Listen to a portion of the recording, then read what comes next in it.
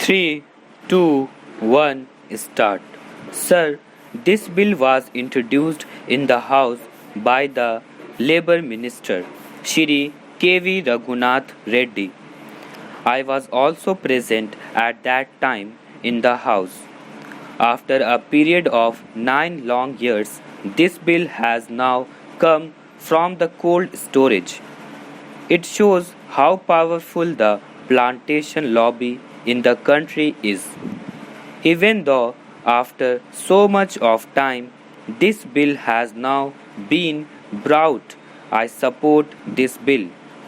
In the name of a more comprehensive measure, I do not agree that this bill should be postponed or that it should be again referred to a joint committee.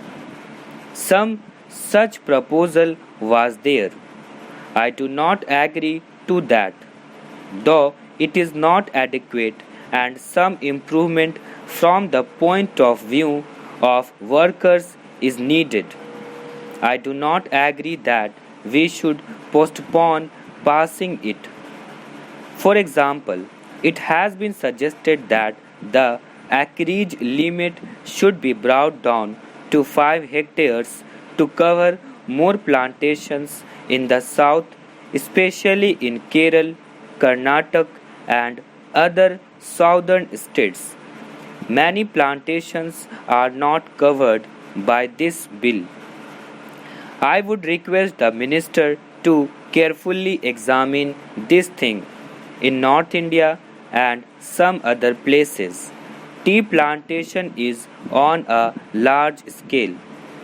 But in the case of rubber, cardamom, and coffee, it is 5 hectares. This is on the high side. I request the Honorable Minister to reduce the acreage limit to 1.5 hectares for coffee, rubber, and cardamom. Our friend was talking about socialism, socialist society, democratic socialism, and so many other things. I earnestly request him to consider my suggestion, and that is whether the government is prepared to nationalize the tea industry. Sir, some 8 years ago in the Kerala Assembly, all the parties, including Congress Party, unanimously recommended to the central government for the takeover of the tea industry. In Kerala, tea plantation is owned by British monopolies. Even in the Assam Assembly, all the parties unanimously passed a resolution suggesting takeover of this industry. Are you prepared to take over this industry, especially this tea industry? I pose this question to the central government. Sir, this tea industry is owned by foreign monopolies and they are exploiting the workers. The situation in the tea industry is deteriorating. Are you prepared to nationalize it when you talk of socialism? Unless this is nationalized, you cannot meet the demands of the workers. Sir, how unfortunate for this country, predominantly agricultural, that the meaning of plantations in this bill has been stretched to include coconut gardens, apple, pineapple, cashew nut, and banana plantation farms. I am glad that wisdom has dawned on the government not to accept these recommendations of the committee. If I were an anarchist or a member of wished ill of this government, I would have pleaded with the government to stretch the meaning of plantations to cover all agricultural lands in the country and attract the provisions of this bill.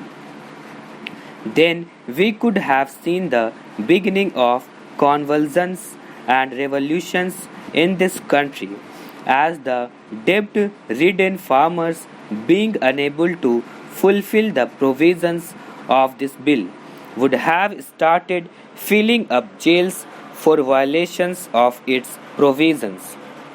Sir, I would take this opportunity to appeal to the Prime Minister to treat agriculture as an industry and treat agriculturists like the urban citizens and treat the farm holdings in the same way as they treat the factories and industries.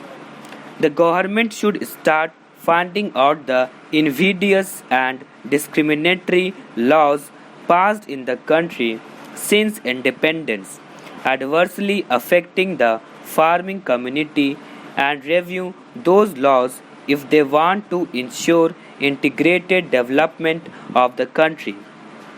Mr. Vice Chairman, sir, you know the undivided Congress, the Indian National Congress, fought for plantation labor and also for the rights and privileges of the peasantry. It was Sardar Vallabhbhai Patel and Mahatma Gandhi in the Chauri Chaura movement who brought the peasantry to the forefront to the leadership of the Indian National Congress. As successors of those great leaders in that organization, it is high time the Congress did their best for the plantation labor as well as the unorganized peasantry in that area. Even in Mexico, in Algeria, in Russia, or in Cuba, or in other countries, it was the plantation labor, who took the revolution to its final goal. Here in this country, we do not want to see another bloodbath. We do not want to see that they take up arms against government or against employers. As people's representatives and as government of the people, we must do our best to solve their problems, whatever their grievances are, whatever their difficulties are, instead of allowing anybody to take advantage of their poverty and their difficulties. I know what goes on with plantation labor. I can give instances of different plantations. I come from West Bengal where tea plantation is a very big factor, and I know how plantation labor are still being exploited. Housing facility near the plantations is a must for them under the act.